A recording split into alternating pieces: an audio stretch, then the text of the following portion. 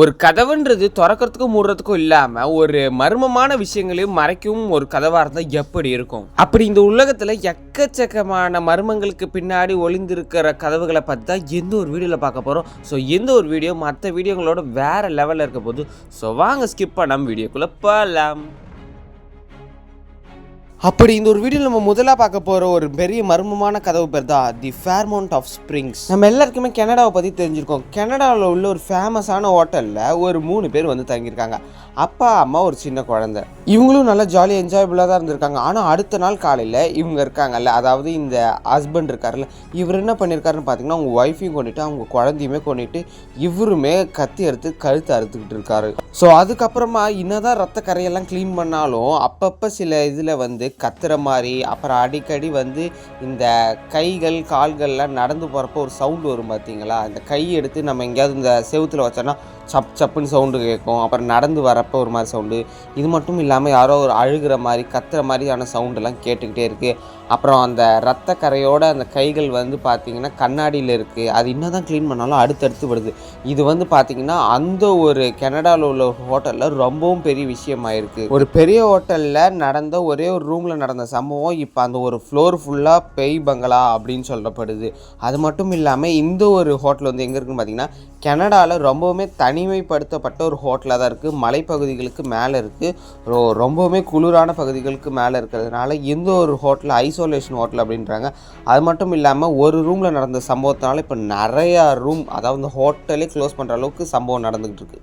அடுத்ததாக இந்த ஒரு வீடியோவில் நம்ம ரெண்டாவதாக பார்க்க போகிறது தி சாட் வீலிஸ் பங்கர். பேர் தப்பாக சொல்லியிருந்தா கீழே ஸ்பெல்லிங்கோட வருது, மன்னிச்சுக்கோங்க. பங்கர் அப்படின்றது ஒன்று கேள்விப்பட்டிருப்பீங்க.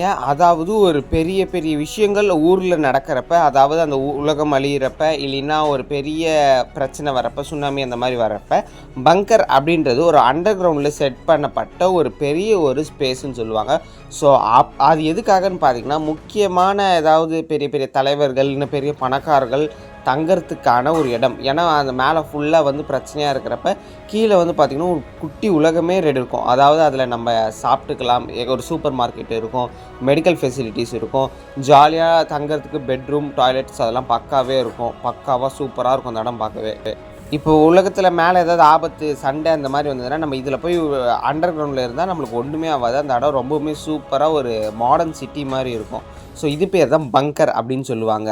மிஸ்டர் பீஸ்ட் இதுலேயும் பார்த்தீங்கன்னா இந்த மாதிரி ஒன்றத்தை காமிச்சு ஒரு கேமே விளையாண்டுருப்பார். இந்த பங்கரை தயாரிக்க கிட்டத்தட்ட 61 மில்லியன் ஆயிடுச்சான். அது மட்டும் இல்லாமல் அஃபிஷியல்ஸ் வந்து தங்கிறதுக்கான ஒரு பெரிய பாதுகாப்பான இடம். அடுத்ததாக இந்த ஒரு வீடியோவில் நம்ம மூணாவதாக பார்க்க போகிறது தி நார்த் பிரதர் ஐலாண்டு. இப்படிப்பட்ட ஒரு ஐலாண்ட் இருக்கிறது நிறைய பேர் கேள்விப்பட்டிருப்பீங்க, சில பேர் கேள்விப்படாமலும் இருப்பீங்க. இது எப்படி இப்படி இருக்குன்னு பார்த்தீங்கன்னா இது ஒரு ஐலாண்ட்லாம் கிடையாது. இது ஒரு பெரிய ஒரு தீவு. இங்கே ஏற்கனவே மக்கள்லாம் வாழ்ந்துருக்காங்க. இது ஒரு பெரிய ஒரு நகரமாகவே இருந்திருக்கு. ஆனால் இப்போ பார்க்க ஏதோ ஒரு பேய் படத்தில் எடுக்க வர கிளைமேக்ஸ் மாதிரி தான் அது இருக்கும். ஏன்னா ஏன் இப்படி இந்த ஒரு இடம் இப்படி ஆச்சுன்னு பார்த்தீங்கன்னா இந்த இடத்துல இருந்து எல்லா மக்களுமே வெக்கெட் ஆகி போயிருக்காங்க. ஸோ இந்த ஒரு நகரம் வந்து பார்த்திங்கன்னா ரொம்பவுமே ஒரு அழகான மகிழ்ச்சியான ஒரு இடமா இருந்திருக்கு. ஆனால் இப்போ அந்த ஒரு தீவுக்கு போகிறதுக்கு யாருக்குமே அஃபிஷியலாக என்ட்ரி கிடையாது. முக்கியமாக இந்த இடத்துக்கு நீங்கள் போயே ஆகணும் அப்படின்னா உங்களுக்கு எக்கச்சக்கமான பர்மிஷன்ஸ், அது மட்டும் இல்லாமல் எக்கச்சக்கமான பாதுகாப்பு தேவை. அதாவது இப்போ இந்த ஒரு இடத்துக்குள்ளே ஹியூமன்ஸே அலோடு கிடையாது அப்படின்றாங்க. இது ஏன்னு பார்த்தீங்கன்னா அந்த இடத்துல கொஞ்சம் வருஷத்துக்கு முன்னாடி பயங்கரமான மர்மமான டெத்தெல்லாம் இருக்குது. ரொம்பவுமே ட்ராஜடிக்கலான டெத்தெல்லாம் நடந்திருக்கு. ஸோ யாருமே கன்னெல்லாம் வச்சு ஃபயர் பண்ணல. ஸோ ஒரு மர்மமான முறையில் எல்லாம் கொஞ்சம் கொஞ்சமாக சாவாங்க. அதை பார்த்து பயந்துட்டு அந்த ஊர் மக்கள் வந்து அந்த ஊர்லேருந்து யாரும் இருக்கக்கூடாது அப்படின்னு சொல்லி அந்த ஊர்லேருந்து எல்லாரும் கிளம்ப ஆரம்பிச்சிட்டாங்க. ஸோ இப்போ அந்த ஊரை பார்க்குறப்ப உங்களுக்கு ரொம்பவுமே பயங்கரமாக இருக்கும். மோஸ்ட்லி எல்லோரும் இப்படி தான் சொல்லுவாங்க. ஆனால் அது உண்மையான கதை என்னன்னு பார்த்தீங்கன்னா இது வந்து இப்போ ஒரு பேர்ட் சாங்சுரி ஆகிடுச்சு.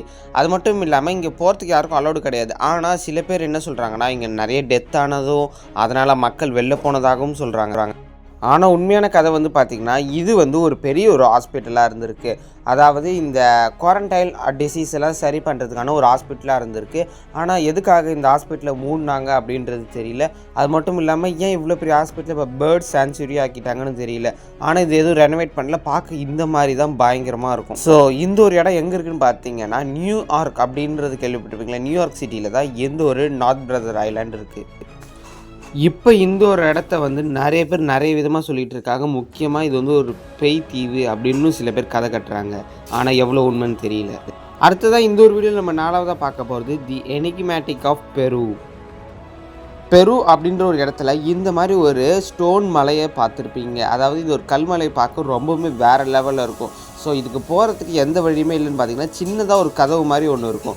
ஸோ அந்த கதவு கிட்ட ஏதோ நம்ம பண்ணால் தான் அந்த கதவு வந்து ஓப்பன் ஆகுன்னுவாங்க. ஆனால் இன்றைக்கி வரைக்கும் இந்த கதவை ஓப்பன் பண்ண முடியல. ஆனால் ஒரு காலத்தில் எக்கச்சக்கமான ஒரு பெரிய மந்த்ராஸ்லாம் சொல்கிறவங்கள வச்சு அந்த உலகத்துலேருந்து இன்னொரு உலகத்துக்கு போகிறதுக்கான ஒரு பெரிய பாதையாக இருந்திருக்கு. அதாவது இந்த ஒரு கதவு திறந்துட்டால் போதும், இந்த ஒரு சின்ன ஒரு ஹோல் தான் அந்த சாவி போகிறதுக்கான வழி, அந்த மாதிரிலாம் சொல்லிக்கிட்டு இருக்காங்க. ஸோ இந்த ஒரு கேட்டோட ஹைட் வந்து பார்த்திங்கன்னா கிட்டத்தட்ட 23 ஃபீட்டில் இருக்குது. அது மட்டும் இல்லாமல் இந்த லேண்ட் ஆஃப் காட் அப்படின்னு சொல்கிறவர் தான் எந்த ஒரு படைப்பை வந்து படைச்சிருக்காரு. அது மட்டும் மக்கள் வந்து ஒரு உலகத்துலேருந்து இன்னொரு உலகத்துக்கு போகிறதுக்காக செய்யப்பட்ட ஒரு ஹோல், ஒரு எப்படி சொல்கிறது, பிளாக் ஹோல் மாதிரி இதை கண்டுபிடிச்சிருக்காங்க. ஆனால் இது அந்த மாதிரி ஒர்க் அவுட் ஆகலை. இது அப்போ சில மந்த்ராஸ் இதெல்லாம் சொல்லியிருக்காங்க. ஸோ இதுக்கு முன்னாடி வந்து பார்த்திங்கன்னா ஒரு ஆளுக்கு வந்து இந்த மாதிரி ப்ளூ லைட்லாம் ஓப்பன் ஆகி இந்த ப்ளூ லைட்டில் செம்மையடிச்சு அந்த ஒரு ஆள் வந்து பார்த்திங்கன்னா அந்த கதவுக்குள்ளே அப்படியே போய் மறைஞ்சும் போயிட்டாராம். ஸோ இந்த ஒரு கதவுக்கிட்ட எப்போவுமே நிறைய மந்திரங்கள் சொல்லி சில விஷயங்கள்லாம் பண்ணால் இந்த ஒரு கதவு ஓப்பன் ஆகும்னு சொல்லி எக்கச்சக்கமான பேருக்கு நம்பிக்கை இருக்குது.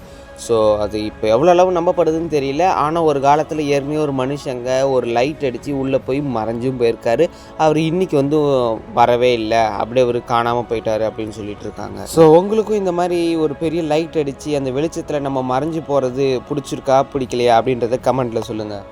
அடுத்ததாக இந்த ஒரு வீடியோவில் நம்ம 5வதாக பார்க்க போகிறது தி மிஸ்ட்ரி ஏரியா 51 இப்படின்ற ஒரு இடத்த பற்றி எக்கச்சக்கமான பேர் நியூஸ் பேப்பர், கூகுள், விக்கிபீடியா ஏதாவது ஒரு பேஜில் படிச்சிருப்பீங்க. இல்லைன்னா எங்களுக்கு முன்னாடி வந்து யூடியூப் சேனல்ஸ்லையுமே பார்த்துருப்பீங்க. ஸோ மிஸ்ட்ரி ஏரியா 51 அப்படின்றது யூஎஸில் இருக்கிற ஒரு பெரிய ஏர்ஃபோர்ஸ்க்கான ஒரு மிலிட்ரி பிளேஸ், ரொம்பவுமே செக்யூரான பிளேஸ். இந்த இடத்துல வந்து பார்த்திங்கன்னா நார்மலாக ஃப்ளைட்ஸ், அதாவது அந்த பப்ளிக் டிரான்ஸ்போர்ட்டை வந்து அலோட் பண்ணவே மாட்டாங்க. ஸோ இந்த ஒரு இடம் பார்த்திங்கன்னா உலகத்தில் உள்ள மோஸ்ட் பாதுகாப்பான ஒரு பிளைன் தரையிறங்கும் ஒரு ஏர்போர்ட் தான் இது. ஆனால் இங்கே தான் ஒரு ட்விஸ்ட்டு. இது மக்களுக்காக ஏர்போர்ட்டுன்னு கேட்டிங்கன்னா கிடையவே கிடையாது. நான் ஒன்று சொன்ன முட்டாள்தனமாக என்னடா முட்டா பையன் மாதிரி பேசிட்டு இருக்கு அப்படின்னு தான் கேட்பீங்க. ஏன்னா இது வந்து பார்த்திங்கன்னா ஒரு ஏலியன்ஸ் தரை இறங்கிறதுக்காக கண்டுபிடிக்கப்பட்ட ஒரு இடம் அப்படின்னு சொல்லிட்டு இருக்காங்க. ஸோ ஏன்டா இப்படியெல்லாம் சொல்கிறாங்கன்னு பார்த்தீங்கன்னா இந்த ஒரு மிஸ்ட்ரி ஏரியா 51 வந்து பார்த்திங்கன்னா ஏற்கனவே ஒரு பெரிய ஒரு யூஎஃப்ஓ வந்து ஒரு லேண்ட்ஸ் ஆகி கீழே விழுந்ததும், அதுக்கப்புறம் அது ரிசர்ச் பண்ண எடுத்துகிட்டு போகிறப்ப ஒரு யூஎஃப்ஓ காணா போனதையும் அப்படின்னு சொல்லி அங்கே இருக்கிற ரிசர்ச்சர்ஸ் வந்து சொல்லியிருக்காங்க. யூஎஸில் உள்ள நெவேடா அப்படின்ற பிளேஸில் தான் இந்த ஒரு இது இருக்குது. அது மட்டும் இல்லாமல் இந்த ஒரு இடம் வந்து பார்த்திங்கன்னா நார்மல் மக்களுக்கு ப்ராஹிபிட்டட். 1947 ஒரு யூஎஃப்ஓ கிராஷ்ட் ஆகிருக்கு. அது மட்டும் இல்லாமல் 1981 சில ஏலியன்ஸ் வந்து போனதாகவும் சில செய்திகள் சொல்லிக்கிட்டு இருக்காங்க. ஸோ இந்த ஒரு மிஸ்ட்ரி ஏரியா 51 தான் இந்த ஒரு யூஎஃப்ஓ வந்து கிராஷ் ஆனதுனால ஸோ இந்த ஒரு இடத்த இன்றைக்கி வரைக்குமே ரிசர்ச் பண்ணிகிட்டு இருக்காங்க. அது மட்டும் இல்லாமல் அந்த ஒரு யூஎஃப்ஓ இருக்கா இல்லையான்றது தெரியல. ஸோ அது ரொம்பவுமே சீக்கிரட்டாக வச்சு ரிசர்ச் பண்ணுறாங்க.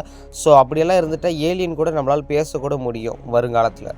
அடுத்ததாக இந்த ஒரு வீடியோவில் நம்ம 6வதாக பார்க்க போகிறது தி பேப்லோ எஸ்கோபாரோட ஒரு சேஃபான பிளேஸை பற்றி தான் பார்க்க போகிறோம். மியாமி அப்படின்ற ஒரு இடத்த பற்றி கேள்விப்பட்டிருப்பீங்க. ஸோ மியாமி பீச் பக்கத்தில் இருக்கிற ஒரு பெரிய ப்ரைவேட்டான ஒரு வீடே பேப்லோ எஸ்கோபாருக்கு இருந்திருக்கு. ஆனால் சில வருஷங்கள் கழித்து அதை இன்னொருத்தவர் வாங்குறார். அவர் யாருன்னு பார்த்தீங்கன்னா தி கிங் ஆஃப் ஃப்ரைடு சிக்கனோட ஒரு ஓனராக இருக்கார்.